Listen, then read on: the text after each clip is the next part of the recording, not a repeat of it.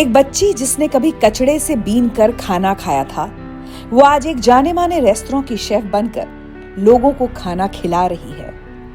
एक बच्ची जो कभी दिल्ली की सड़कों पर भटकती थी, उसका आज उसी दिल्ली में खुद का घर है। जिस लड़की को कभी एनजीओज और अनाथालयों का सहारा लेना पड़ा था, वही लड़की आज कई लड़कियों का सहारा बन रही है। जिंदगी विद ऋचा में आज मिलिए शेफ लिलिमा से। लिलिमा, बहुत बहुत स्वागत है आपका जिंदगी विद ऋचा में। Thank you so much ma'am. एक लड़की जो आज की तारीख में दिल्ली के शानदार रेस्टोरेंट में हेड शेफ है, उसे कभी अपने खाने के लिए कचड़े में से खाना बीनना पड़ता था। ये जर्नी आज आप जब पीछे मुड़कर देखती हैं तो क्या ख्याल आता है मन में? मतलब बहुत अपना आपको बहुत डिफरेंट नज़र आता है। मतलब पहले मैं एक सलाम में रहते थे और उसके बाद सड़कों में भी बहुत रही, और उसके बाद सड़कों में वो जो डस्टबिन से उठा के खाना, वो चीज़ें आज भी रिमाइंड करवाती है कि मैं क्या थी और अब क्या हो गई। बहुत डिफरेंट नज़र आता है उन चीज़ों में। बिल्कुल, मतलब कल्पना से परे है मुझे लगता है ये ट्रांसफॉर्मेशन, है ना? कि कभी खाने के लिए नहीं था और आज पता नहीं हर दिन आप कितने सारे लोगों के लिए खाना बनाती होंगी। लेकिन क्या हालात थे और क्यों थे लिलिमा कि आपको कचड़े में से खाना बीन कर खाना पड़ता था? मोस्टली जब मैं 4 साल की थी तब मेरे मम्मी पापा एकदम से उनकी देहांत हो गया।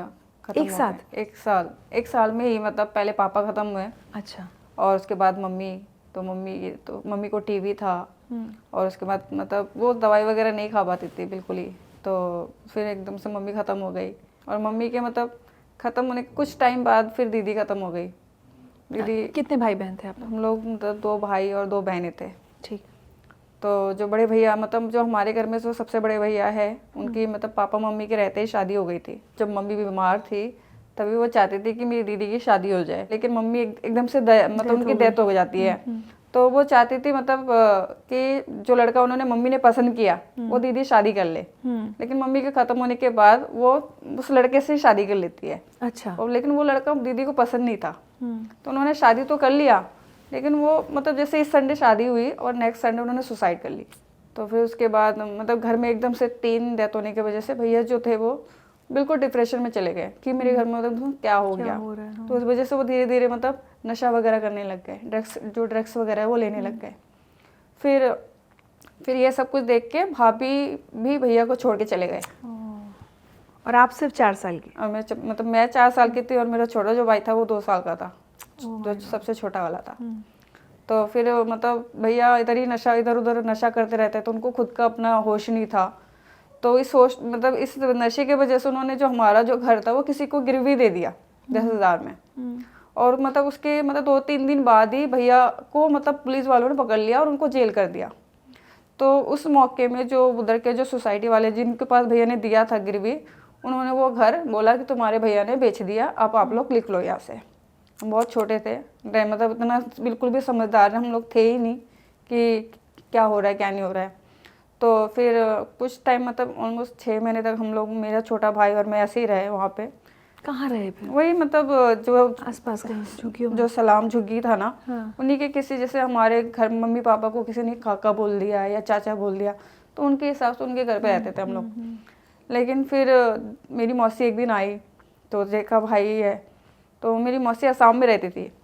तो उन्होंने बोला कि मैं इसको लेके जा रहा हूँ। फिर वो उसको लेके चले जाते, मुझे लेके नहीं जाती मेरी मौसी। क्यों? रीज़न यही होगा कि शायद वो कमा के खिला सकता था, या मैं कमा के खिला नहीं सकती थी मेरे को। ये मैं लड़का है, लड़के को मैं पाल लूंगी। हाँ, तो इसलिए उसको लेके चले गए और मुझे लेके नहीं गई। तो फिर जब मैं ऑलमोस्ट 6 साल की हुई तो हम लोगों को खाना वगैरह भूख लगती थी, कैसे खाना वाना खाए कुछ समझ में नहीं आता था। तो पड़ोस में ही एक हमारे मेरे भैया के दोस्त है, उनके घर पे हम लोग रहने लग गए। हम लोग क्यों? अब तो आप अकेली रह गई? भाई तो मैं अकेली नहीं थी, वहाँ पे जैसे 3-4 बच्चे और थे जो बिल्कुल ऑर्फनेज थे, जिनके माँ बाप नहीं थे, तो वो भी उनके घर पे रहते थे। तो मुझे उनसे दोस्ती थी, छोटी में थी, तो उनके फ्रेंड्स दोस्ती से तो मैं उसके घर चली गई, उनके घर पे। तो उनका कहना था कि अगर हमारे घर पे रहोगे तो तुम लोगों को कबाड़ा वगैरह जो होता है ना वो बिन के देना पड़ेगा, और फिर हम आपको खाना देंगे। तो सुबह के 4 बजे वो लोग हम लोगों को जो कबाड़े की एक रेडी होती है, उसमें बोरा रखा होता है, वो मतलब रेडी लेके भेज देते थे सुबह। तो फिर हम लोग डिफरेंस कॉलोनी जो मार्केट है वहाँ पे जाते थे सुबह सुबह। मतलब जो न्यूज़पेपर वाले होते हैं वो इकट्ठा करना, पन्नी इकट्ठा करना, दुकानों से कबाड़ा बिनना, वो सब चीज़ें था। फिर हम लोग मतलब 11 बजे तक वापस आते थे। उसके बाद हमें खाना वाना खिलाते थे वो लोग, तब जाके हम लोग मतलब थोड़ा खाना वगैरह मिलता था हम लोगों को। फिर वो 4-5 बजे उठा, मतलब शाम के 5 बजे फिर बोलते थे जाओ कबाड़ा बिन के आओ। फिर हम लोग रात को 1-2 बजे तक वापस आते थे, वहीं पे कबाड़ा बिनना, वहीं पे रहना, तो वो सब चीज़ें था। तो फिर ना जो जिस बंदे के साथ हम लोग जिनके पास रह रहे थे ना, उनके मतलब जो हस्बैंड है और उनका जो लड़का था ना, मतलब हम लोग 7 साल के हो गए थे। तो जो उनके रिएक्शन वगैरह ना हम लोगों की तरफ से ना मतलब गंदे तरीके से नज़र आने लग गए। हमारे पास आना, हम लोगों को छेड़छाड़ करना, तो वो चीज़ें हमें पसंद नहीं आ रहा था। तो मतलब जो और भी लड़कियां थी, जो हम दो लड़की, एक मैं थी, एक लड़की और थी, तो हम वहाँ से रन आउट हो गए। और फिर हम लोग मतलब डिफरेंस कॉलोनी के जो मार्केट है ना, वहाँ पे मतलब और भी बच्चे रहते थे, तो हम लोग वहीं पे रहने लग गए। तो वहीं पे हम लोग मतलब उधर ही रहना, उधर ही खाना, मतलब जो भी आसपास के लोग, जो भी वहाँ के जो लोग पब्लिक आते थे उनसे मांगना, और वहीं पे कबाड़े बिनना। और जब भूख लगती थी फिर जो वहाँ के जो रेस्टोरेंट, छोटे छोटे ढाबा वगैरह होता था, वो खाना वहाँ पे गेम जो मतलब खाना वगैरह जो गेस्ट के जो छूटे खाना होते थे ना, वो डस्टबिन वगैरह में डालते थे, तो हम उसी में से ही छाट छाट के उसी से खाना वगैरह खाते थे। ये था मैम। अच्छा, ये बताइए, जब माता पिता जिंदा थे तब घर के हालात ठीक थे, तब भी बहुत गरीबी थी? नहीं, जो मेरे पापा थे वो मतलब एक साधु टाइप के थे, मतलब वो झाड़ वगैरह करते थे। और जो मेरी तांत्रिक बाबा जो होते हैं। जी जी। और जो मेरी मम्मी थी वो मतलब कोठियों में काम करती थी। अच्छा। तो और कहाँ रहते थे आप लोग? तैमूर नगर। तो तैमूर नगर में एक झुग्गी है, वहाँ पे हम लोग रहते थे। हमारा वहीं पे छोटा सा घर था। हम लोग मुस्लिम से बिलोंग करते हैं, तो हम लोग थर्सडे और फ्राइडे को मेरे पापा क्या करते थे, जो आसपास के लोग होते थे उनसे चंदा इकट्ठा करते थे और उसके बाद खाना बनाते थे। जैसे कुछ भी खिचड़ी हो गया या खीर हो गया, वो बना के मेरे पापा सबको खिलाते थे। वैसा था मेरे पापा के अंदर, थोड़ा सा आते थे। तो जो एक तो वो पापा का जो छोटा धुंधला धुंधला चीज़ था कि मेरे पापा खाना बनाते थे, वो सब चीज़ें कहीं ना कहीं रह गया, शरीर में रह गया, मन के अंदर रह गया कि मेरे पापा भी खाना बनाते थे।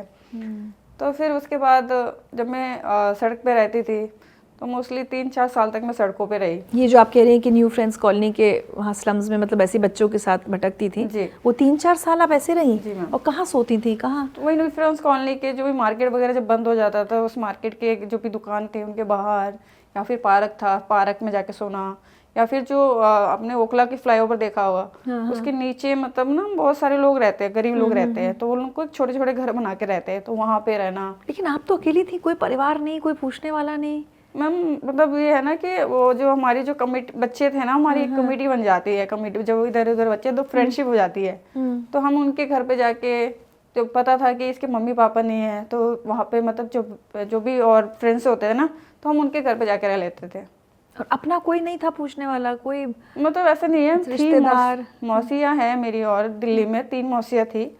लेकिन उससे इन लोगों से कोई भी मतलब उस टाइम पता ही नहीं था कि मेरी मौसी वगैरह भी है। और उन लोगों ने कभी मतलब मम्मी पापा के ख़त्म होने के बाद उन लोगों ने पता करने की कोशिश भी नहीं किया। और पापा की साइड से कोई रिश्तेदार? पापा की साइड से मैंने किसी को नहीं देखा। और भाई तो भैया तो नशे में जा मतलब चुका जेल में ही थे उस टाइम भी, जब मैं सड़कों में थी। भैया जेल में ही थे उस टाइम। तो फिर मतलब जब मैं सड़कों में रही तो उस टाइम मतलब वहाँ पे एक जो NGO वाले होते हैं ना, वो आते थे, वो हमसे पूछते थे कि पुलिस वाले तुम्हें मारते तो नहीं है, या कोई ऐसे दुकान वाले कोई सुनाते उनाते तो नहीं है। तो अगर ऐसा कोई प्रॉब्लम होती थी तो वो जाके दुकान वालों से वगैरह कि ये बच्चे हैं, इन लोगों को मारा पीटा मत करो, ऐसा भीख भी मांगती थी क्या आप उससे? जी मैम। मतलब जो भी हम लोगों को पास जो चीज़ें मिलता था खाने पीने की, मतलब हम सोचते थे कि हमें खाने को कैसे मिले। जैसे मैगडी में लोग आ जाते थे, या फिर जैसे मार्केट के अंदर बहुत सारे रेस्टोरेंट वगैरह होते थे, तो जैसे फॉरनर वगैरह आ गया, उनसे मांगना, वैसा था। तो फिर मतलब ऐसे ही हम लोग पार्क पे एक मीटिंग कर रहे थे, तो फिर NGO वालों ने मुझसे पूछा कि तुम रहना चाहती हो, पढ़ना चाहती हो? मैंने बोला बिल्कुल, अगर मौका मिलेगा तो छोड़ेंगे क्यों सर।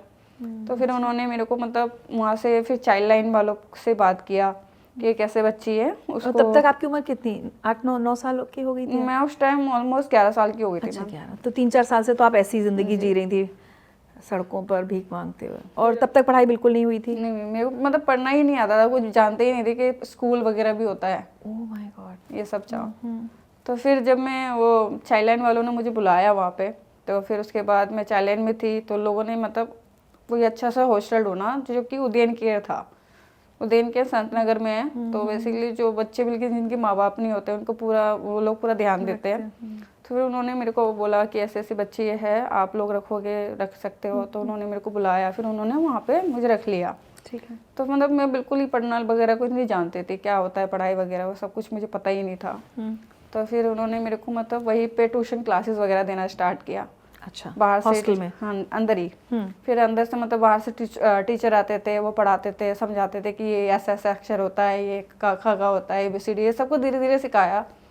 तो मोस्टली जब 12 साल की हुई, 1 साल हो गया था मेरे को इसी के अंदर में पढ़ते पढ़ते, जब मैं 12 साल की हुई और मेरे को उन्होंने सीधा 5वीं में एक टेस्ट करवा के एडमिशन करवाया। तो उनका एक मोटिवेट था कि बच्चे इंग्लिश मीडियम में पढ़े। तो उन्होंने फिर मेरे को एक एडमिशन करवाया बलवंत राय मेहता विद्या भवन में। तो मैं वहीं पढ़ लिख रही थी, अच्छी, सब कुछ सही था, मैं सब कुछ भूल गई थी कि क्या हुआ लाइफ में, माँ बाप का वो सब चीज़ें सब दिमाग से निकल गया था। लेकिन वो होता ना कि हॉस्टल में से वही जो बच्चे हैं उनमें से किसी ने नंबर लिया। मेरी मौसी जो थी, जो दिल्ली में भाई को लेके गई थी? नहीं, अच्छा, जो दिल्ली में रहती थी वो मौसी, तो उनको पता चला कि मैं हॉस्टल में हूँ और मैं पढ़ लिख रही हूँ। तो उन्होंने मेरे को फ़ोन किया कि मैं तुम्हारी मौसी हूँ, तुम्हें याद होगा। तो मैंने सर मेरे को तो याद नहीं बिल्कुल भी। तो कहते हैं हम मतलब तुझे याद नहीं है, तू बहुत छोटी थी, तू मेरे पास आ जा। बेसिकली मौसी मेरे को इसलिए बुलाना चाहती थी कि उनके घर पे कोई रह के काम वाम करे उनका। और आप तो अच्छा खासा पढ़ रही थी लेकिन वही है ना कि मेरे को लगा कि मेरी मौसी ने फ़ोन किया और मुझे रखने के लिए फ़ोन, मतलब अपनापन दिखाने के लिए। और मैंने मतलब मेरे दिमाग में इतना कुछ चला भी नहीं, और मैं छोटी थी, मतलब 14 साल की थी उस टाइम में। तो मैंने क्या किया, अपने जो भी मतलब स्कूल जाना था मेरे को, तो मैंने स्कूल के जो बैग में से बुक निकाला और कपड़े भरा और मैं रन आउट हो गई वहाँ से, और मैं मौसी के पास चली गई। बता के क्यों नहीं गई? मतलब वो शायद ना जाने दे, हॉस्टल वाले नहीं जाने दे इस वजह से। तो मैं मौसी के पास चली गई, तो हॉस्टल वालों ने पीछे से बहुत ढूंढा वगैरह, उनको पता ही नहीं था मैं कहाँ पे हूँ, कुछ पता ही नहीं। मेरे सिवा किसी को पता नहीं था कि ये लोग कोई और भी है मेरे लाइफ में। तो जब मैं मौसी के पास गई, तो मौसी ने मतलब ऑलमोस्ट 1-2 महीने मुझे बहुत प्यार दिखाया। फिर मौसी ने धीरे धीरे अपना रंग दिखाना स्टार्ट किया कि घर का काम करो, ये करो, ठीक है, वो तो और नॉर्मली होता था। पढ़ाती भी नहीं थी? नहीं। फिर धीरे धीरे जब मैं 5-6 महीना हो गया, तो मौसी ने बोला कि अगर हमारे घर पे रहना है तो आपको ना काम करना पड़ेगा। तो ठीक है, मैंने सोचा कि काम ही कर लेती हूँ मैं। तो मेरे को मौसी ने एक शूज़ की फैक्ट्री में काम पे लगा दिया, जहाँ पे मुझे 2000 रुपये देते थे। वहाँ पे मतलब शूज़ के काम करके आती थी, मतलब सुबह 8 बजे भेज देती थी, फिर रात को मतलब शाम को 8 बजे आती थी। और मौसी का कहना था सारा काम करके जाओ, आके फिर काम करो। तो उसमें से अगर कुछ काम वगैरह रह जाता तो मौसी मारना पीटना स्टार्ट कर दिया मौसी ने। तो अगर वो जो शूज़ फैक्ट्री वाला है वो अगर ऑन टाइम पेमेंट नहीं देता था तब भी मारती थी मौसी। तो मारती थी, उनका लड़का भी मारना पीटने लग गया। एक दिन बहुत ही मतलब मैं बीमार थी, तो मेरी मौसी को लगा मैं ना मतलब मजाक कर रही हूँ, मतलब झूठ बोल रही हूँ। उन्होंने मुझे उसी में ही मतलब बुखार में ही मारने पीटने लग गया। तो अचानक जो मेरे भैया हैं वो जेल से आए गए थे, मुझे पता नहीं था। तो भैया मतलब यहाँ पे किसी को पता चला कि मेरी बहन मेरी मौसी के पास है, तो वो उसी दिन अचानक वहाँ पहुँच गए।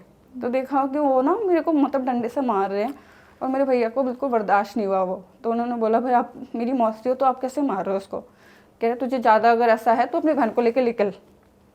तो मेरे भैया में तो वो भी है कि चल मेरी बहन है, मैं तो लेकर जा रही हूँ, तो वो लेकर आ गए। लेकिन वही है कि मैं 14 साल की हो गई थी और मेरे भैया के पास खुद का घर नहीं था रहने के लिए। और मतलब तो नशा छूट गया? नहीं, वो वापस आके वही सब कुछ मतलब दोस्तों के साथ रहते, वही नशा वगैरह करना स्टार्ट कर देते। तो फिर जब मैं भैया के पास गई, लेकिन अपना घर भी नहीं था वहाँ पे, तो फिर मतलब इधर उधर रहना, और इतनी बड़ी हो गई तो लोगों की जो नज़र था ना वो बिल्कुल चेंज हो गया था वहाँ पे। वो अलग तरीके से, उनको पता था कि इनके माँ बाप नहीं है, इसका भाई ऐसा है, वो छेड़छाड़ करने की कोशिश करते थे। तो उस मतलब ऑलमोस्ट मैं 15 दिन तक भैया के साथ थी, लेकिन जब उसके माहौल देखा ना मेरे को मतलब बहुत घबराहट से होने लगे कि मैं यहाँ रहूँगी तो मेरा लाइफ ख़राब हो जाएगा। तो मतलब लोगों की नज़र इतने गंदे हो गए थे कि मैं उनके डर से उन लोगों के साथ नहीं रहना नहीं चाहते थे। उसके डर से मतलब फुल्ली ठंडी थी, दिसंबर या जनवरी का मंथ था। उससे डर से मतलब जो आपने कबाड़ी वगैरह की दुकान देखा, उसमें गत्ते के पेटीज वगैरह होते हैं, उसके अंदर छुप के सोते थे, वही मुझे ना देख पाए। और मतलब ये भी होता था कि अगर कोई ना छेड़े मेरे को, तो मैं इसके लिए उधर से उठ के भाग के मतलब पैदल चल चल के दरगाह चली जाती थी, निज़ामुद्दीन दरगाह में। मुझे पता था कि वहाँ पे लोग भरे रहते हैं, यहाँ पे कुछ नहीं होगा कुछ मेरे नहीं को। करेगा। तो मैं वहीं पे रहती थी, और वहाँ पे मतलब जो दरगाह होता था ना, वहीं पे जब खाने वाने का पर्ची वगैरह मिलता है तो वहीं पे खाना वगैरह, तो ऑलमोस्ट 15-20 दिन तक मैं वैसे थी। तो मतलब जब मैं उदयन केयर गई थी तो वहाँ पे ना एक मतलब उससे पहले जब मैं चेतना में थी, जो चेतना एनजीओ जो हम लोगों को पास आए थे, उनको एक डॉक्यूमेंट्री मूवी बनानी थी, पट्टी पर बचपन। तो उसमें से 3-4 बच्चे सिलेक्ट हुए थे, जिसमें मैं भी थी। तो हम लोगों ने पूरा मूवी बनाया। तो उसमें से जो एक एक्शन आर्ट मतलब एक मेन डायरेक्टर थे, उनका ही अपना एनजीओ खोला था उन्होंने कश्मीरी गेट में, जो हर्ष मंदर जी है। तो किसी ने मेरे को बोला कि ना हर्ष मंदर जी ने ना अपना होम खोला हुआ है, मतलब ऑर्फनेज खोला हुआ है बच्चों के लिए, आप ना एक बार उनसे बात कर लो। बच्चों में से किसी ने बोला, तो मैंने फिर उनका नंबर लेके मैंने उनको फ़ोन किया। मैंने सर आपको याद होगा, मैं आपसे उस पर एक छोटा सी मूवी बनाया था मैंने। फिर मैं उनसे जाके मिली, फिर उन्होंने बोला कि ठीक है आप जाओ वहाँ पे अपना बैग लेके, मैं मैनेजर से बात कर लेता हूँ। वहाँ पे जो मैनेजर थी महनाज दीदी थी, फिर मैं वहाँ गई, फिर उन्होंने बोला ठीक है तुम रहो। तो उस टाइम में मतलब सारे बच्चों में से सबसे बड़ी मैं थी वहाँ पे। तो एक बात बताइए, आप वापस उदयन केयर क्यों नहीं गई? मतलब वो रख लेते वापस आपको? इतना मतलब डर लग रहा था। जो वहाँ पे जो उदयन केयर की जो मेन जो बुआ थी, हमारी बुआ थी किरण मोदी थी, जो किरण मोदी जी है वो हमारी बुआ, हम लोग बुआ बोलते थे उनको। तो एक था कि बुआ की ट्रस्ट टूट गया कि उन्होंने इतना मतलब बिल्कुल भरोसा करके हम लोगों को रखा, और मैंने उनके ट्रस्ट तोड़ के भाग गई। तो इसलिए मतलब उनके पास जाना मुझे बिल्कुल अजीब सा लगा। तो फिर मैं मतलब फिर वहाँ पे जब हर्ष मंदर जी से बात करके किलकारी गई, किलकारी में मैंने दीदी मिली, तो उन्होंने फिर बोला कि क्या करना चाहती हो। तो मैंने उनको बोला मुझे अपनी स्टडीज़ वगैरह कंप्लीट करनी है जो मैंने छोड़ा था। फिर मेरी मतलब 9th में एडमिशन हुई, फिर मैंने 9-10 कंप्लीट किया। जब मैं पढ़ रही थी तो हमारे से ना पूछा जाता था गोल क्या है, ये है क्या बनना चाहती हो। तो मतलब मेरा था कि अगर मेरी स्टडीज़ वगैरह अच्छा होता तो मैं ना एक्स्ट्रोनॉट बनना चाहती थी मतलब। तो मेरा मतलब इतना भी नहीं था फिर कि पढ़ाई में उस टाइम क्या करूँ, हालात समझ में नहीं था। और एक मेरा एम था कि मैं या तो इस लाइन में जाऊंगी, शेफ की लाइन में। अच्छा। शेफ के लाइन में मतलब ऐसा था कि जब मैं मतलब जैसे किलकारी में रह रही थी, किलकारी में सबसे बड़ी बच्ची थी मैं। और जब जो लोग दीदी वगैरह होते थे और जो भी हमारी जो मदर्स थे जो खाना बनाते थे हमारे लिए, वो लोग सब मीटिंग में चले जाते थे और ना वो मतलब रिस्पॉन्सिबिलिटी दे देते थे कि दीदी तुम ना उनको खाना बना के खिला देना। तो वहाँ से मैं उनको खाना बना खिलाना, बिरयानी बनाना, तो बच्चों को बहुत अच्छा लगता था। और जब ये दीदियों की मीटिंग वगैरह होती थी तो उनमें भी मतलब अलग अलग चीज़ें बनाकर मैं उनको खिलाती थी। तो उनका मतलब जो फीडबैक वगैरह होता था आपको, जो फीडबैक वगैरह होता था ना वो बहुत अच्छा आता था। और मुझे मतलब उस चीज़ को ना जब वो लोग फीडबैक वगैरह देते थे ना मुझे बहुत अच्छा लगता था और मैं उस चीज़ों को नेक्स्ट टाइम बहुत सोचती थी मैं ये बनाऊंगी ऐसा होता था मेरे अंदर। तो एक मिस्टर आनंद कपूर आए वहाँ पे, वहाँ मतलब वो बेसिकली हॉस्टल से बच्चे कैसे हैं नहीं है वगैरह वो देखने के लिए आए थे। और आनंद सर का एक CSHG भी है जो कि आफ्टर 18 बच्चों को हेल्प करते हैं। CSHG भी एक NGO है। अच्छा। तो मतलब CSHG क्रिएटिव सपोर्ट ग्रुप ऐसा है। ठीक है। तो वो उन्होंने वहाँ पे आए हैं तो उनका मतलब जो आफ्टर 18 हो जाते हैं बच्चे उनको सपोर्ट करते हैं जॉब प्लेसमेंट वगैरह करवाने में। तो उन्होंने बोला कि हमारी एक बच्ची है उसको मतलब काम करना है, आप एक बार उसको देख लो। तो उन्होंने मेरी सारी कहानी वगैरह पढ़ा तो उनको पता चला कि मुझे भी मतलब शेफ़ बनना है। तो उन्होंने बोला कि मेरे पास ना मतलब मेरा एक दोस्त है शेफ़ जूलिया, उनका रेस्टोरेंट है लोधी रोड में त्रेस नाम से। मैं एक बार उनसे बात करता हूँ, अगर वो लोग उनको अगर लिली को चांस देंगे तो फिर बढ़िया होगा। फिर उन्हें शेफ़ जतिन मतलब वहाँ पे जो ऑनर थे वो शेफ़ जतिन और शेफ़ जूलिया थे। तो उन्होंने पहले मेरे को एज अ स्टाफ कुक रखा वहाँ पे। अच्छा। तो वहाँ पे मतलब 15 लोग या 12 लोग थे जिनके लिए मैं खाना बनाती थी। सुबह में मतलब मेरे को इतना शौक था कि मैं सुबह के 6 बजे की मेट्रो पकड़ के 7-7:30 बजे तक वहाँ जोर बाग पहुँच जाती थी। अच्छा। और उसके बाद मतलब गेट भी नहीं खोलते थे, मैं वहाँ से सबसे पहले अपना खाना बना के मुझे सीखना था, मेरे सबको देखती रहती थी। तो मतलब ऑलमोस्ट 4-5 महीना हो गया तो स्टाफ फूड बना रही हूँ। तो मुझे मतलब वो चीज़ें नहीं करनी थी, मेरे को स्टाफ फूड नहीं बनानी थी। फिर धीरे धीरे उनके स्टाफ वगैरह से बोला कि आप ना इसको काम सिखाना स्टार्ट करो कि कैसे हम लोग मैश पोटैटो बनाते हैं या कैसे बेबी पोटैटोज बॉईल किया जाता है। या लेटस जितने होते हैं वो कैसे वॉश किया जाता है, सारे ऊपर वाली एरियाज में होते थे और जो हमारा मेन किचन वगैरह था वो नीचे था। तो वो सब चीज़ें मैं वहाँ पे जो भी टास्क देते थे वो शुरू लोग, का जो टास्क होते हैं। वो छोटे छोटे टास्क देते थे वो लोग, वो कंप्लीट कर लेती थी मैं, मतलब 10 बजे से पहले वो कंप्लीट हो जाता था। तो मेरे को मतलब काम सीखना था कि मैं कब जाके नीचे जाके ऑर्डर लगाऊं। अच्छा, मैं यहाँ रोकूँ आपको, पहले आपको कुछ सुनवाती हूँ मैं। Hey Lily, I am so proud of you. Well done, you've achieved so much. I remember when we first met, and you had this dream of becoming a chef, and that's something you really wanted to do, and you didn't know how to go about it, and you know, we got you on the right road, and from there you've just blossomed, and I am so proud of you. Well done, and keep it going, and I hope to see you very soon. Very proud of you. हाँ Bye. Sir ये Hi Lilima. Okay, I'm going to start my love story with Lilima. Lilima came way back in 2011-12 when we started, and she was such a frail, vulnerable little girl who walked in, you know, was totally lost. And from the day she entered through an NGO, through a gentleman whom they came through, it was, I felt my heart so much for her, you know. I felt like, wow, I must look after her, and I must protect her, and I must look after her. She used to be like a little child, you know, who would walk behind me. All the time she would walk behind me and keep looking at me, you know, with such big eyes and so much of fear in her this. And I used to keep telling her, Lilima ji, don't worry, I'm there. Anything you want, we will protect you. You don't have to worry about anything. And rightly so, we put her to make her some rotis and chapatis, you know. And from a chapati maker, Lilima today is become a very renowned chef. A person with determination. Lilima realized from the very beginning that she had a dream. And for her to pursue her dream, or to not to stay in that same place where she came from, she knew that she had to put a lot of effort in herself, take the best of what people were teaching her, and she basically made me into a mother, and I made her into my child. And what more do I wish for her? That the sky is the limit, Lilima. Jump, jump, jump. Sky is the limit. And you will rise, and you have risen so high in life, and you will achieve more. God bless you, Lilima. God bless you in abundance. Lots of love. And I'm always there for you, sweetheart. Always. मतलब एक होता है ना कि life में कोई आपका ideal हो, वो है। मतलब जब मैं मतलब इस इंडस्ट्री में आई तो मतलब बहुत सारे लोग ऐसे थे कि ये इंडस्ट्री तुम्हारे लिए नहीं है, लड़कियों के लिए नहीं है। तो और मतलब मैं उस टाइम बोलती थी कि तुम, मतलब वो लोग बोलते थे कि तुम्हारे लिए, मतलब तुमको कोई और कंपनी चॉइस, मतलब कोई और चीज़ें देखना चाहिए था, तुम इसी लाइन में क्यों आई। तो फिर मैं उनको बस ये बोलती थी, जब शेफ जूलिया है तो मैं क्यों नहीं आ सकती। और ये भी बहुत प्यार करती थी ना। एक मैसेज और सुनवाते हैं आपको। हाय लिलिमा, कैसी हैं?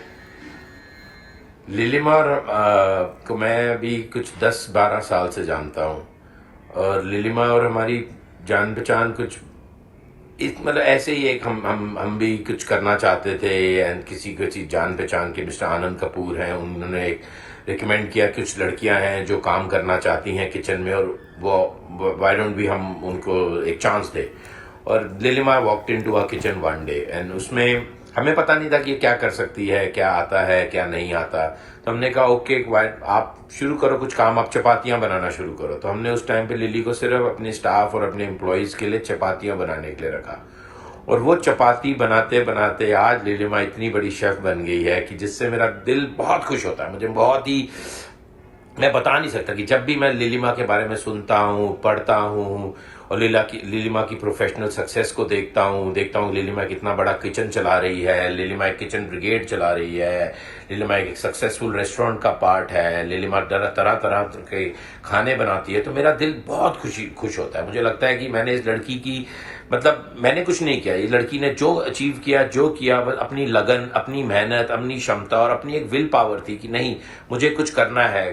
ठीक है, अगर मुझे डिप्राइव थी, मेरे को अपॉर्चुनिटी नहीं मिली, बस हमने उसको एक एक अपॉर्चुनिटी दी, हमने उसको एक राह दिखाई और वो लड़की इस राह पर चल पड़ी, और जो कुछ इसने किया वो अपनी लगन, अपनी क्षमता, अपने भरोसे पे किया। Wish you the very best and you deserve a lots more. Thank you for being in our life Lilima, thank you.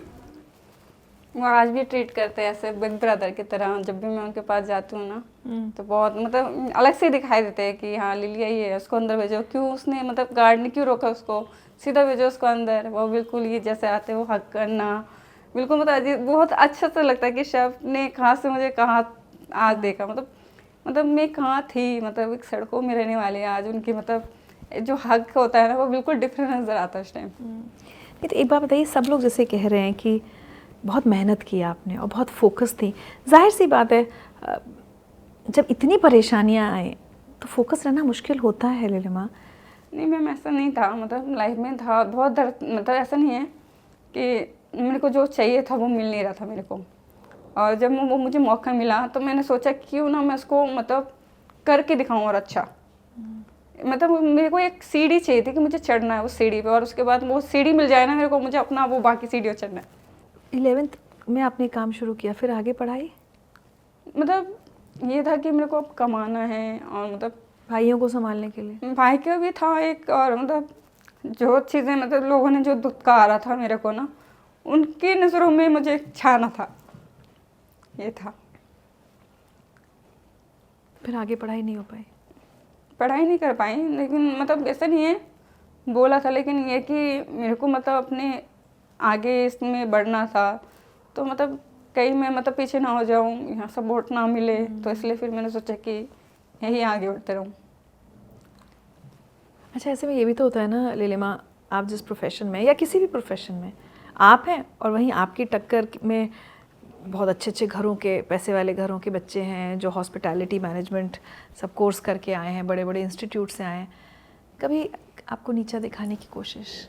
मतलब फील होता है बहुत बार, जैसे HM वाले आते थे तो उनका जो पढ़ना लिखना और इंग्लिश में बात करना, तो थोड़ा सा मतलब फील होता था कि ये मुझसे ज़्यादा पढ़े लिखे हैं। और या कभी वो आपको एहसास कराते थे इस बात का? नहीं, वो लोगों नहीं, मतलब ऐसा है सबको पता ही चल जाता था कि किस कहाँ से हूँ वगैरह, तो उन लोगों का थोड़ा सा अलग सा था। लेकिन जब वो गैस से बात वगैरह करना, अगर मतलब कभी टेबल वगैरह अगर हैंडल करना होता था, तो अगर गैस से बात करना तो थोड़ा सा शाई बहुत फील होता था कि मैं इंग्लिश में नहीं बोल पा रही, तो थोड़ा सा अंदर से घबराहट सी हो जाती थी उस टाइम।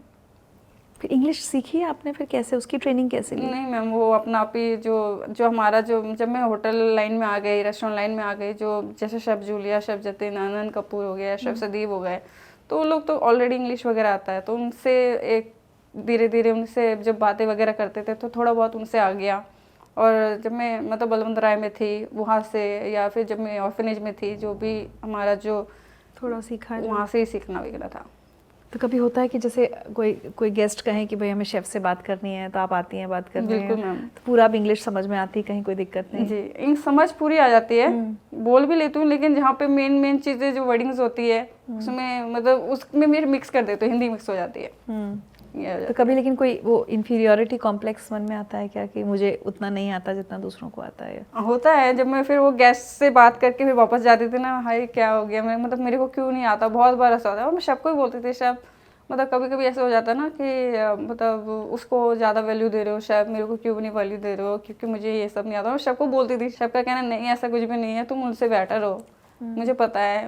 तुम उन लोगों के साथ अपनी तुलना क्यों करती हो, बहुत समझाते थे वो लोग। खाना भी देखिए, वैसे देखा जाएगा जब पढ़ाया जाता है तो बहुत टेक्निकलिटीज़ होती हैं, तो वो सब भी आपने बस ऑन द जॉब रहकर ट्रेनिंग में सीखा? मैं बताया ना, जब मैं त्रैस में थी और जब मेरे को उन्होंने काम सिखाना स्टार्ट किया, तो मतलब एक चीज़ होती है कि सब्जी कैसे लगानी चाहिए, किस तरह से लगना चाहिए, फिर या मीट की जो कैटेगरीज होती है, वो मीट की कैटेगरीज में मीट कैसे सेटअप होना चाहिए, रेड मीट कहाँ होना चाहिए, वाइट मीट कहाँ होना चाहिए, वो सब चीज़ें, बैक्टीरिया किस में होती है, वो सब चीज़ें, मुझे एस्पैरागस वगैरह हो गया या बेल पेपर वगैरह हो गया, ये सब चीज़ें बिल्कुल पता ही नहीं था। फिर धीरे धीरे मतलब एक टास्क दिया जाता था कि इसके बारे में पता करके आओ, और नहीं आओ तो खुद अपने गाल पे थप्पड़ मारो, ऐसा था वो आपका टीम जो था। तो फिर वो धीरे धीरे वो चीज़ें मैं करती गई। ये लेटस वगैरह में कुछ पता ही, मेरे को पता ही नहीं था लेटस क्या होता है, ये मतलब रॉकेट लीफ क्या होता है, लोरोस क्या होता है, ये सब चीज़ें बिल्कुल मालूम ही नहीं था, नहीं पता होती। उन्होंने धीरे धीरे बताया कि इस लेटस को भी वॉश किया जाता है, उनके अंदर भी मतलब कीड़े होते हैं उनको कैसे निकाला जाता है, वो सब चीजें वहाँ पर ही सिखाया। एचएम वालों को भी इतना कुछ नहीं पता था जितना मैंने टेरेस के अंदर टेरेस वालों ने सिखाया। कई बार कहते हैं कि भाई जो आप काम करते करते सीखते हैं वो आप थ्योरी में नहीं सीख पाते। टेरेस में जब मौका मिला, जब प्रेप एरिया कर रही थी, प्रेप एरिया मतलब जहाँ पे हमारी लेटेस्ट वॉश वगैरह जब सीख रही थी मैं, और मेरे एक वो था कि अब मेरे को नीचे जाना है, मेरे को काम सीखना है, तो उन्होंने धीरे धीरे मेरे को बोला कि तुम 1 बजे से 3 बजे नीचे आओ।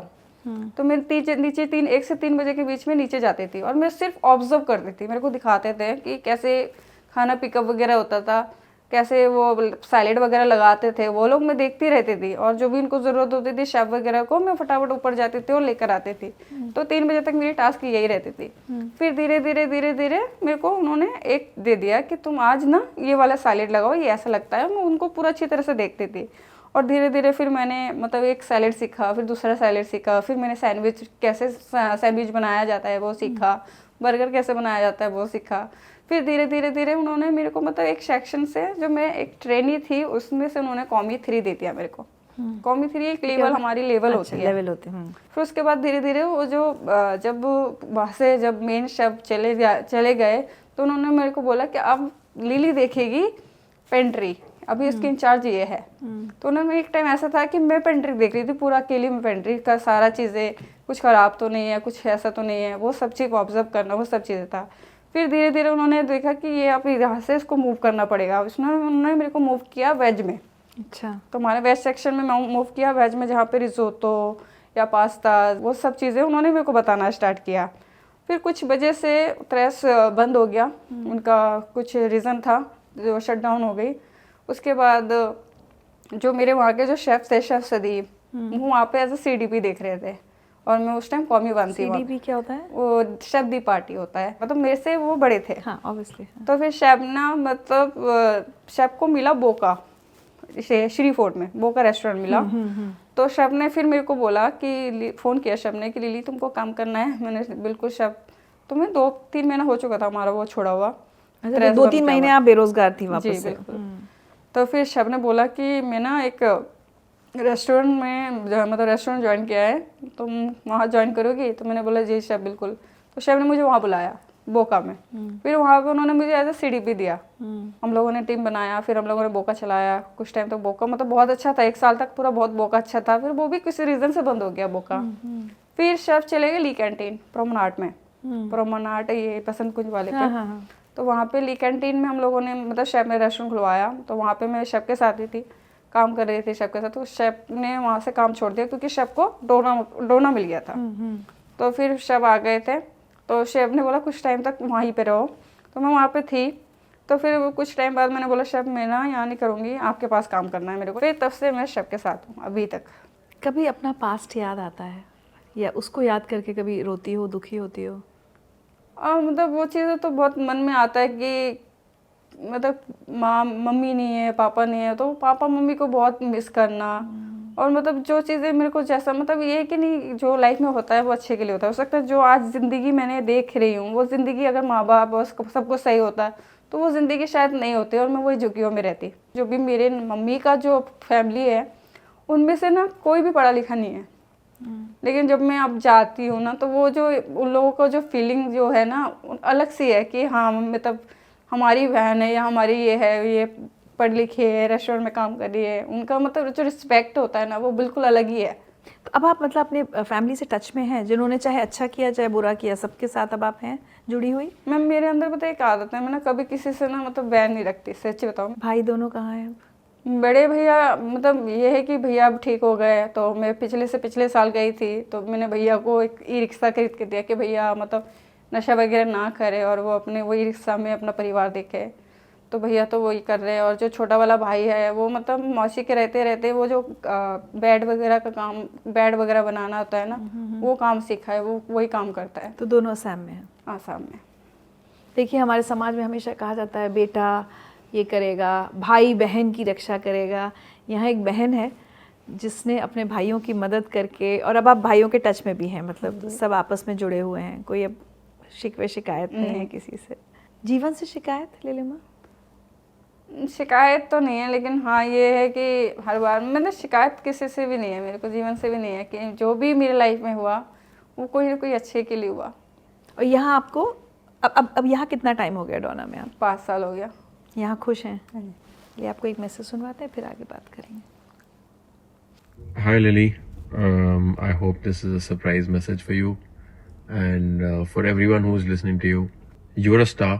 एक चीज़ जो मेरे को सबसे ज़्यादा पसंद है आपके बारे में is the fact that आप एक inspiration है, not just to me, not just to the team that you have, but to a lot of other women who probably belong to the same background or not. It is extremely commendable for whatever you've achieved, and ये एक मिसाल है, आप एक मिसाल हो, and I would say that जहाँ पर अभी आप पहुँचे हो, दूसरे लोग, दूसरी लड़कियाँ आपको देख के प्रेरित हों और वो भी उसी क्षमता से आगे बढ़े। And I hope you do better and you do great. Take care. शर्फसदी इनका बहुत इम्पोर्टेंट रोल है आपकी लाइफ में, है ना? शुरू से, स्टार्टिंग से बड़ा भाई की तरह समझाना, वो सब चीज़ें बहुत इनके लिए, मतलब मेरे लिए इनका जो मतलब क्या बोलूँ मैं, बहुत इम्पोर्टेंट रखता है। अच्छा, किलकारी में फिर कब तक रह पाएं? क्योंकि जब नौकरी लग गई होगी, पैसे कमाने लगी होंगी, तो हॉस्टल छोड़ना पड़ता है। हाँ, जब मैं काम करने लग गई, ऑलमोस्ट 6 महीना हो गया था, तो उनका था कि अब तुमको जाना पड़ेगा बाहर। तो फिर उसके बाद मैं वहीं पे, जहाँ पे लोधी रोड में त्रैस था, वहीं पे आसपास में कोटला था, कोटला मुबारकपुर, तो वहाँ पर रेंट में रूम लेके मैं और एक अंजलि नाम की लड़की थी, तो हम दोनों ही ऑर्फनेज से थे। हम दोनों ने ज्वाइन किया था। अंजलि बेकरी में कर रही थी और मैं किचन में कर रही थी। अब कहाँ रहती हैं? अभी मैं उत्तम नगर में रहती हूँ। बट अब थोड़ा अच्छा घर हो गया होगा। मतलब उस टाइम रेंट में रहती थी, अब मुझे खुद का अपने घर में रहती हूँ। आपके पास अपना खुद का घर है दिल्ली में? Oh my God, this is so beautiful. एक झुग्गी से निकली हुई बच्ची सड़कों पर सोती थी, कबाड़ी की दुकान पे सोती थी। मतलब वो चीज़ें भी बहुत याद आती है, मतलब उसके घर बना ली। कहाँ से कहाँ पे चले गए, जहाँ मैं सड़कों पे रहते थे, या मैं जो मैंने वो गत्ते पे छुप के सोया जब मेरा घर नहीं था, और आज मेरा घर है, उसमें एक अलग से प्राउड फील होता है। जाहिर सी बात है, करना चाहिए। अभी नहीं करेंगे तो कब करेंगे? Oh my God, this is so beautiful. कितने समय पहले लिया अपना घर? मोस्टली हो गया मैम 3 साल हो गया। जो भी सेविंग किया था मैंने, उससे मैंने अपना घर लिया। मैंने मतलब हाई कि मेरे छत पे, मेरे सिर पे एक छत हो अपनी, तो वो चीज़ें हैं। अब क्या सपने हैं? क्योंकि मैं आपकी बातों से, जितना आप एक्सपीरियंस और जितना आपके बारे में लोग कह रहे हैं, ऐसा लगता है कि आप आसानी से सेटिस्फाइड नहीं होती है ना। एक जगह यहाँ पहुँच गए, जो बहुत अच्छी आदत है, जो हम सब में होनी चाहिए। अब आगे बढ़ते रहना चाहती हैं। वहाँ पहुँचना है ना, जहाँ पे मतलब जैसे कि अब मैं शेफ़ की मेन्यू में काम कर रही हूँ, ठीक है, शेफ़ सदी मेन्यू बनाते हैं और मैं उनकी मेन्यू में काम कर रही हूँ। लेकिन मेरा एक विजिबल है कि मेरा एक आगे का एक मिशन है कि मैं ना अपना मेन्यू बना के खुद का मतलब ऐसा रेस्टोरेंट चलाऊं। आपको अपना रेस्टोरेंट खोलना है? अपना नहीं, मतलब जैसे बाकी लोग हाँ, लेकिन खाना मेरा हो। अच्छा, मुझे लगा है वैसे ये भी सोचा जा सकता है कि अपना रेस्टोरेंट हो खुद का। मतलब खोलना है, मतलब ऐसा इतना बड़ा तो नहीं, मतलब एक छोटा सा स्टॉल वगैरह से स्टार्ट करूँ। और क्या उम्र है आपकी लीलिमा? 29 मैम। देखिए, 29 साल की उम्र में एक बच्ची जिसको बहुत सालों तक कुछ नहीं मिला, 11 साल की थी तब तक तो पढ़ाई भी नहीं की थी, है ना। 11 साल की उम्र के बाद पढ़ाई शुरू की है, लेकिन आज इस बच्ची ने सिर्फ और सिर्फ अपनी लगन और मेहनत के दम पर दिल्ली में अपना एक घर, चाहे वो छोटा सा ही घर होगा, लेकिन अपना घर बनाना कितनी बड़ी बात होती है। और आज भी उसके पास बहुत सारे सपने आंखों में पल रहे हैं। एक ना लिलिमा, आपको शायद हो सकता है सवाल थोड़ा अटपटा लगे, लेकिन चूंकि आजकल जो एक माहौल बनाया जाता है और हम देखते हैं सोशल मीडिया पे जो बड़े कुछ लोग होते हैं ना, एक्टिविस्ट टाइप लोग, जो लिखते हैं, मैं चाहती हूँ आप चूंकि आप ज़मीन से उठी हुई एक बच्ची हैं, कुछ लोग हमारे देश को बदनाम करने के लिए कि माहौल बनाते हैं कि यहाँ मुसलमानों के साथ बहुत बुरा हो रहा है, बहुत अन्याय हो रहा है, और जो मेजॉरिटी है हिंदू हैं जो वो मुसलमानों पे बहुत अन्याय करते हैं। आपको कभी ऐसा लगा कि चूंकि आप मुसलमान हैं तो आपके साथ कोई गलत कर रहा है? नहीं, अभी तक तो नहीं है मैम। उनको शुरू से पता है कि मैं मुस्लिम से बिलोंग करती हूँ, लेकिन आज तक जिसने भी सपोर्ट किया ना, सब लोग हिंदू है। सब हिंदू है और आज तक वो बोले तो सपोर्ट ही कर रहे हैं। ऐसा नहीं है कि हाँ कि मुस्लिम है या उसको हम नहीं बढ़ाएंगे, ये है वो, ऐसा कभी भेदभाव नहीं हुआ मैम। और ऐसा भी होता है कि अगर शेफ हम लोग होता है क्या, शेफ के अंदर क्या होता है, जब टेस्ट वगैरह होता है ना, हमारी टेस्टिंग होती है ना खाने वगैरह की, तो सब लोग खाते हैं, चाहे वो मैं हूँ चाहे कोई भी हो, मैं कोई और अदर शेफ्स हो, वो सब उस प्लेट से खाएंगे। लेकिन ऐसा कभी नहीं कि ये हिंदू है या मैं वो मुस्लिम है, हम नहीं खाएंगे एक साथ, ऐसा कभी नहीं हुआ ना। और अभी हाल में आपने देखा होगा 1-2 साल पहले नई कंट्रोवर्सी इस देश में खड़ी करने की कोशिश की गई मुस्लिम लड़कियों के हिजाब की, आपके क्या व्यूज़ हैं उस पर? नहीं पहनना चाहिए मैम, सबको बराबर देखो। और वही मुझे लगता है कि आप जैसी बच्चियां जो इतने संघर्षों से आगे आती हैं, फिर जब हम इतना पिछड़ापन कर देंगे तो क्या होगा, बहुत सारी और बच्चियों का क्या होगा ना? जी बिल्कुल। आपने एक बात कही थी कि जितने लोगों ने दुत्कारा था कभी उनको जवाब देना था, सबको जवाब दे दिया लीलिमा? बिल्कुल मैम, जब मतलब आपको पता है जब मैं तैमूरनगर में थी, लोगों ने मेरे को सपोर्ट नहीं किया, मेरे को मतलब ऐसा नहीं था कि देखो सब लोग, मेरी मम्मी की बिहेवियर बहुत अच्छा था वहाँ पे, और सब मेरी मम्मी को काकी काकी बुलाते थे, और मेरी मम्मी से लोग जो भी वहाँ का जो इन्वायरमेंट जो भी थे ना, सब लोग बहुत खुश थे कि काकी के घर पे जब भी जाऊँ खाना वाना हर टाइम मिल जाता है। लेकिन वो चीज़ था ना कि जब हमारी मम्मी ख़त्म हो गई तो मतलब हम खाने के लिए तरस गए, हमें कोई खाना नहीं दे रहा था। तो फिर मतलब जो लोग हम लोगों को दुत्कार है, जिन्होंने हमें घर नहीं दिया, आज जब उनके पास जाती हूँ ना मैम, तो ये बोलते हैं कि लिली हमारे घर बैठ जाए, हमारे घर में तो आती नहीं। ये सब चीज़ें जब वो बोलते हैं ना, अलग सा फील होता है कि कल में उन लोग जो गाली देते थे मेरे को, आज वो बोलते हैं हमारे घर में रहे। कभी पलट के आप कहती नहीं है? नहीं मैम, वो चीज़ें कभी मेरे दिल में नहीं आता। मैंने बताया ना, मैं उस विचार की लड़की हुई ही नहीं। कभी किसी को जवाब नहीं दिया? नहीं मैम। कभी अपने हॉस्टल वापस जाती हैं या उदयन केयर में कभी गई वापस? उदयन केयर के जो भी मेरे साथ के जो बच्चे थे, उन लोगों से मतलब बात वगैरह होती रहती है। और जो होम में जब मैं जाती हूँ वापस किलकारी में, तो किलकारी में मैंने आपको बताया था कि मैं बड़ी बच्ची हूँ और बाकी सब छोटे थे। आपसे कितने बच्चे इंस्पिरेशन लेते होंगे? हाँ, वही बच्चे कहते लिली दीदी की तरह बनना है, हमने लिली दीदी की तरह। और मोस्टली बच्चे इसी लाइन में, होटल लाइन में ही आ गए सारे के सारे। अच्छा, ये बताइए खाना क्या बनाना पसंद है और क्या खाना पसंद है, और आपकी स्पेशलिटी क्या है? मतलब इंडियन फूड मेरे को बहुत अच्छा लगता है, और मुझे भी। बिरयानी मैं बहुत अच्छी बनाती हूँ। अलग अलग बिरयानी बनाने का मेरे को मतलब बहुत शौक है। बाकी डिफरेंट जो क्यूजीन सीखा है मैंने, थाई या फिर स्पेनिश या मेडिटेरियन थी जो सीखा है, उन सबसे अच्छा मुझे को यूरोपियन खाना लगता है। अच्छा, क्योंकि मैंने थ्रेस में भी यूरोपियन इटालियन ही सीखा तो था। आपकी बेस्ट है बिरयानी स्पेशलिटी। हाँ। लेकिन मैं वेजिटेरियन हूँ, तो मैं अब जब आऊँगी कभी तो आप मुझे क्या खिलाएंगे? रिजोतो, हमारा रिजोतो है यहाँ पे बहुत अच्छा है। हाँ। और पास्ता वगैरह भी हमारी बहुत अच्छे है यहाँ पे। अच्छा। इवन सुशी भी है हमारी। अच्छा लिली, कई बार क्या होता है, जैसे अब आज आप एक पोजीशन पे आ गई हैं, एक रेस्टोरेंट जहाँ लोग आते होंगे, आपको पहचानते हैं, आपका स्टाफ है, आपके कॉलीग्स हैं, ऐसे में ना कई बार इंसान अपना पास्ट शेयर करने से थोड़ा डरता भी है कि भाई जिसको नहीं पता है आज उसको भी पता चल जाएगा कि मैं कहाँ झुग्गियों में थी, या मैं कचरा बीनती थी, या मैं कचरे में से खाना निकालती थी। तो कभी वो हेजिटेशन होता है कि मैं ना बताऊँ अपना पास्ट, या अपने पास्ट के बारे में आप बिल्कुल कोई वो नहीं है, आपको कोई शर्म नहीं है उसकी? नहीं मैम, जो था मैं तो दुत्कार तो सकती नहीं कि हाँ मैं इस बैकग्राउंड से आई हूँ। हाँ, बहुत बार फील होता है कि जब वो लोग जो मेरे को एक प्यार भरी वो नज़रों से देखते ना कि यार ये बच्ची वैसी आई है, वैसा थोड़ा उस टाइम फील होता है कि मेरे को क्यों उस नज़रों से देखते हैं लोग, जैसे कोई दया दिखाने की कोशिश हाँ, करे, वो वाली चीज़ें।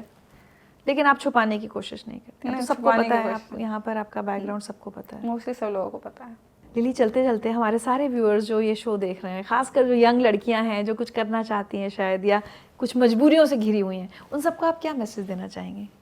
मतलब मेरा कहने का ये मतलब है कि लाइफ में ना मतलब कभी ना अपना होप नहीं खोलना चाहिए। जो अपना मतलब हमने जो सोचा है मुझे करना है, वो चीज़ें करते रहना चाहिए। ये है कि आप एक कदम बढ़ाओगे ना, मतलब ऑटोमेटिकली भगवान आपका साथ देता रहेगा।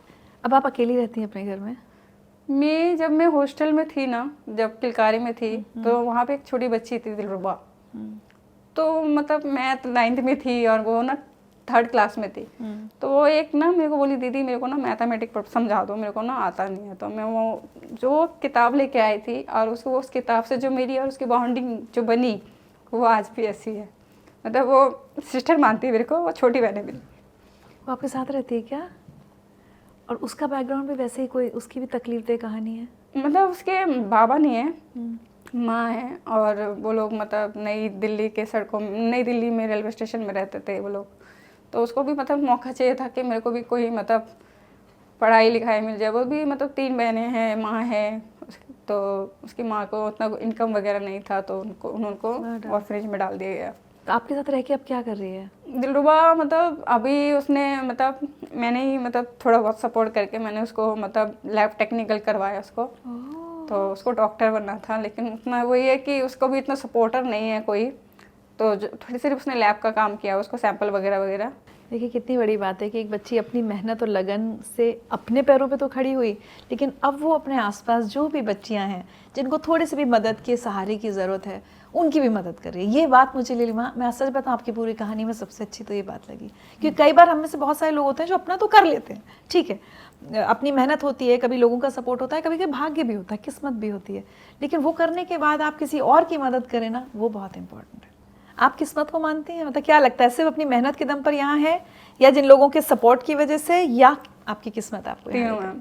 तीनों है। किस्मत भी है, सपोर्ट भी है और मेहनत भी है।